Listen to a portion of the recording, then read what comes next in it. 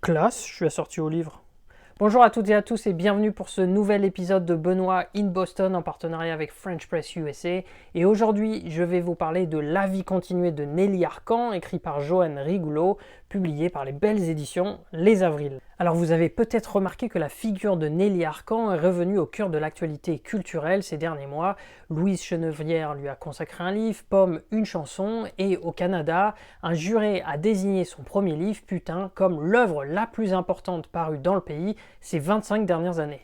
Ce qui est frappant avec ce texte, c'est sa forme hybride qui est très réussie et c'est peut-être même un hommage à la littérature québécoise parce qu'on le sait à quel point ils adorent cela, transgresser les genres.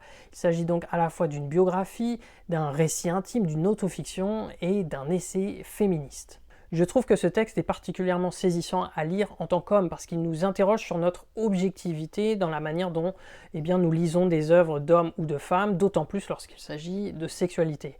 Il y a un parallèle vraiment réussi entre Amber Heard et Nelly Arcan et la façon dont l'actrice a été traînée dans la boue à l'occasion du procès contre Johnny Depp.